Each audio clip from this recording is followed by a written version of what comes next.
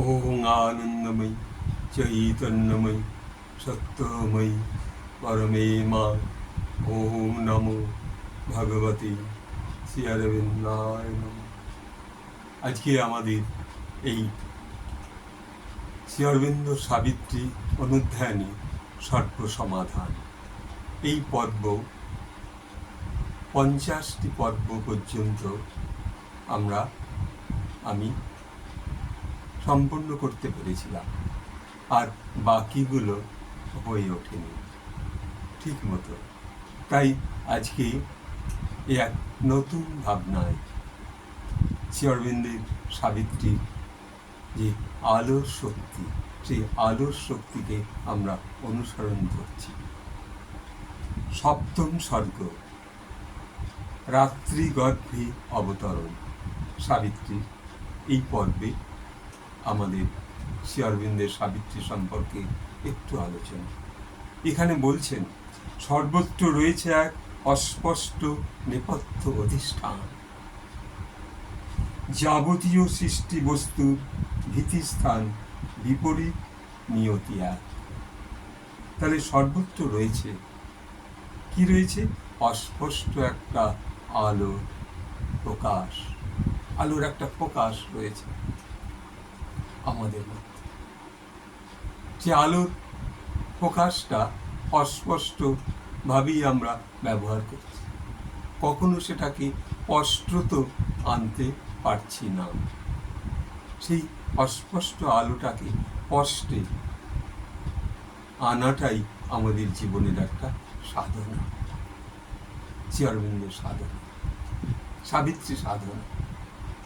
সেই আলোর জ্যোতির মধ্যে কিন্তু আমরা এগিয়ে চলেছি, আমাদের দেহ পরিবর্তন হচ্ছে আলোর জ্যোতির মধ্যে। কখনো ডে লাইট, সানলাইট, কখনো রাত্রি সেই অন্ধকার গর্ভে, রাত্রি গর্ভে অবতরণ হয়েও রাত্রি আসছে, আমাদের সেই আলোর প্রকাশ, শান্ত স্নিগ্ধ আলো দান করে চলেছে। আর সূর্যদেব আসছে, সেও সেই তার সৌর শক্তির আলো আমাদের দান করে চলেছে। এই দুই আলোতে আমরা পরিবর্তন হচ্ছি, আর সেই আলোকে আমরা কি করছি? এক অস্পষ্টভাবে অনুভব করছি, কখনো সেই স্পষ্টভাবে সেই আলোকে দর্শন করতে পারছি না। তো সেই আলোকে স্পষ্টভাবে দর্শন করব, সেই যে দর্শন করা, সেইটি পরম সত্যের সাধনা। যে আমি আমার জীবনের সেই যে আলো, যে আলো আমাকে মহাশক্তির আলো, যে ডিভাইন শক্তির আলো আমাকে পরিবর্তন করছে, সেই আলোর দিকে আমরা কেমন করে অনুভব করতে পারি।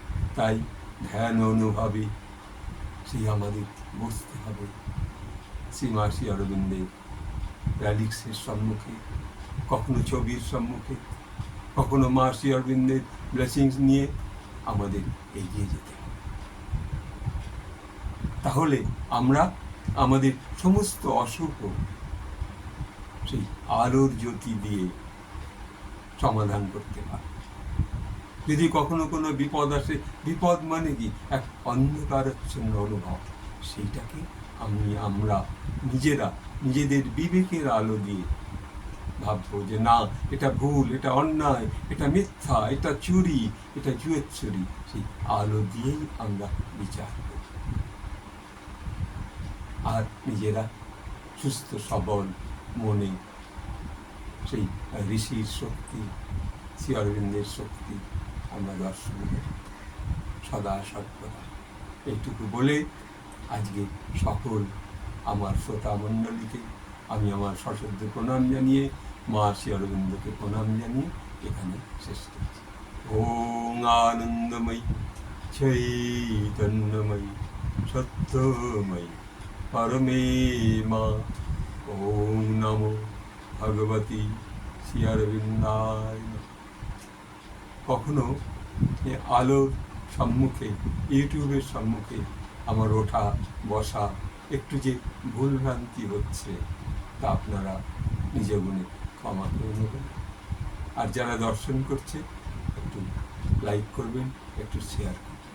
আর এই আলোর শক্তি, যে শক্তি আমাদের নিয়ে চলেছে শরীরের পরিবর্তনে, সেই শক্তি সাধনায় অস্পষ্ট আলো আর না দেখে স্পষ্ট আলো দর্শন